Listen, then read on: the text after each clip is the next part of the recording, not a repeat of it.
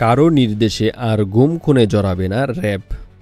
কারো নির্দেশে র্যাব আর গুম খুনে জড়াবে না বলে জানিয়েছেন এলিট ফোর্সটির মহাপরিচালক অতিরিক্ত আইজিপি AKM শহীদুর রহমান। তিনি বলেন, আমি যতদিন দায়িত্ব পালন করব ততদিন র্যাব গুম খুনে জড়িত হবে না এমনটা নিশ্চয়তা দিচ্ছি।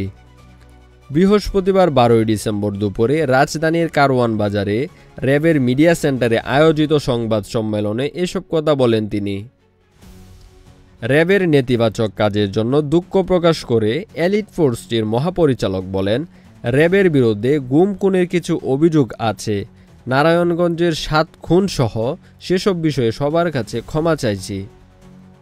সবকিছু সুষ্ঠু বিচারের মাধ্যমে আমরা দায়মুক্ত হতে চাই। কারো নির্দেশে এসব অপরাধে র্যাব আর জড়িত হবে না সেটা বলে আমি নিশ্চয়তা দিচ্ছি। শহীদুর রহমান আরও বলেন, আইনশৃঙ্খলা পরিস্থিতি উন্নয়ন হয়েছে, তবে প্রত্যাশিত জায়গায় এখনও যায়নি। আইনশৃঙ্খলা নিয়ন্ত্রণে র্যাব তার দায়িত্ব আন্তরিকতার সঙ্গে ও নিষ্ঠার সঙ্গে পালন করবে।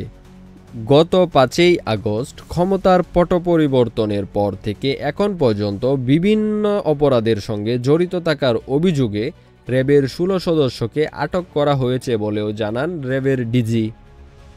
তিনি বলেন, গত 5 আগস্টের পর আইনশৃঙ্খলা পরিস্থিতি অবনতি ঘটে। পরে র্যাবের সদস্যরা আইনশৃঙ্খলা পরিস্থিতি নিয়ন্ত্রণে আনতে কাজ শুরু করে। এ কাজ করতে গিয়ে র্যাবের 16 জন সদস্য বিভিন্ন অপরাধের সঙ্গে জড়িয়ে পড়ে। তাদের বিরুদ্ধে চাঁদাবাজি, মাদক ও ছিনতাইয়ের অভিযোগ পাওয়া যায়। এসব অপরাধের কারণে এসব সদস্যদের বিরুদ্ধে ব্যবস্থা চলছে। র্যাব মহাপরিচালক আরও বলেন, 5 আগস্টের পর আমাদের কিছু চ্যালেঞ্জ ছিল।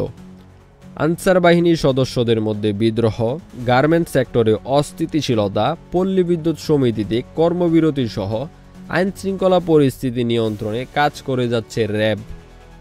মোহাম্মদ রাকিব, নিউজ নগর।